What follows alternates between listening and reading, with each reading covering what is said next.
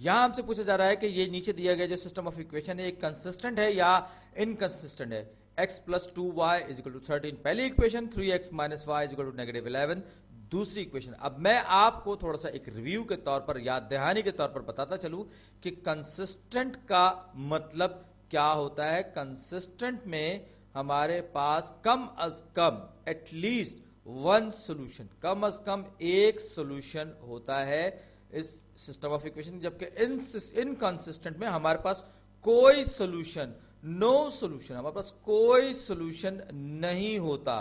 तो अब हमें यह देखना है कि ये जो लाइन, ये जो हमें इक्वेशन दी गई है, जो जो सिस्टम ऑफ इक्वेशन दिया गया, ये कंसिस्टेंट है या इनकंसिस्टेंट। तो एक बार फिर मैं इसको ग्राफिकली अगर बताऊं तो ये मेरा एक्स एक्सिस, ये मेरा वाई एक्सिस।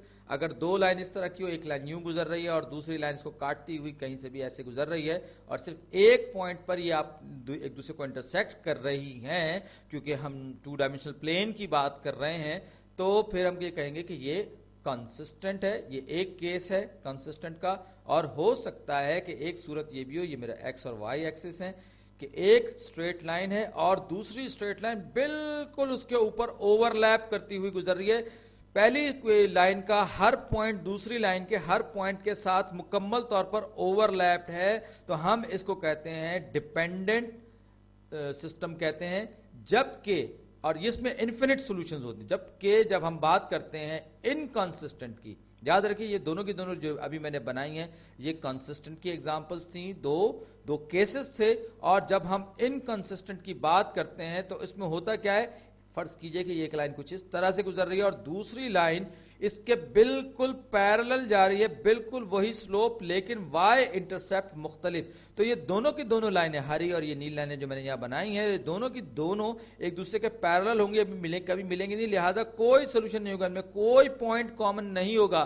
तो मुझे ये तलाश करना है कि x plus 2y is equal to 13 और 3x minus y is equal to negative 11, इनका जो सोल्यूशन है, जो लीनियर इक्वेशन है, कंसिस्टेंट है या इनकंसिस्टेंट है। तो अब मैं इसको ग्राफ पे ड्रॉ करूंगा, ग्राफ पर मैं इसको ड्रॉ करूंगा, और मैं वैसे भी मालूम कर सकता हूं ये मेरा एक्स एक्सिस और ये मेरा वाई एक्सिस। और उसके बाद मैं सबसे पहले एक्स को थोड़ा सा मैनिपुलेट करूंगा और स्लोप इंटरसेप्ट फॉर्म में लेके आऊंगा। तो इस x plus 2y equal to 13 को जब मैं यूं मैनिपुलेट नहीं करता, चले इसको मैं स्लोप इंटरसेप्ट फॉर्म में नहीं ला रहा, बल्कि मैं ये कह रहा हूं कि जब मैं x को 0 रखूंगा तो 2y is equal to 13, x is equal to 0, तो 2y इज इक्वल टू 13 का मतलब y is equal to 13 over 2, 13 over 2। ये क्या हो जाएगा, ये हो जाएगा 6 सही 1/2, यानी 6.5 के बराबर हो जाएगा। यानी जब x की वैल्यू 0 होगी तो मैं ये फर्ज करता हूं कि ये 6.5 3 ओवर 2 यहाँ गई, तो ये 0,13 ओवर 2 इस पॉइंट के कोऑर्डिनेट हो जाएंगे। अब मैं y को इक्वल टू 0 रखूंगा, y को जब मैं इक्वल टू 0 रखूंगा तो x क्या हो जाएगा, x हो जाएगा 13। तो अब 13 क्या होगा, इसके मुकाबले में 6.5 का ठीक दुगना होता है, तो ये दुगना इसका तकरीबन यहां कहीं होगा, ये होगा 13,0। अब मैं जब इन दो पॉइंट्स को आपस में मिलाऊंगा इस इक्वेशन को सामने रखते हुए, क्योंकि ये इसके दो पॉइंट्स हैं, तो इनको जब मैं आपस में इन पॉइंट्स को मिलाऊंगा तो ये कुछ ऐसी एक स्ट्रेट लाइन बनेगी, रफली बनाइए, लेकिन उम्मीद है आपको आइडिया हो रहा होगा। अब दूसरी की हम थोड़ी फिक्र करते हैं, 3x minus y, 3x minus y is equal to negative 11। एक बार फिर जब x की वैल्यू 0 रखूंगा तो ये हो जाएगा 0 minus y is equal to negative 11, तो negative y is equal to negative 11, तो y इज इक्वल टू 11। ये हो जाएगा, ये इसका हो जाएगा 0,11, ये इसका एक पॉइंट हो जाएगा। जब दूसरे पॉइंट की मैं बात करूंगा तो मैंने कहा y इज इक्वल टू, जब मैं 0 लूंगा तो 3x is equal to negative 11 हो जाएगा, और x हो जाएगा नेगेटिव 11 ओवर 3।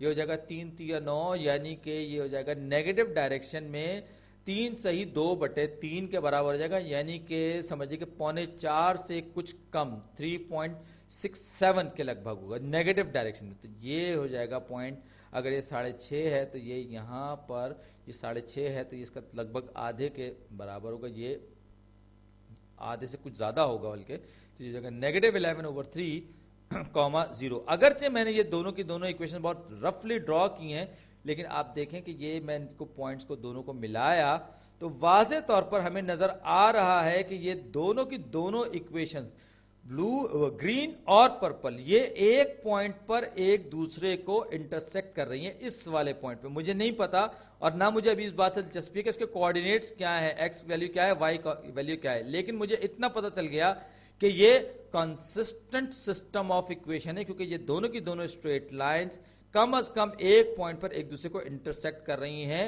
एक ही पॉइंट पर।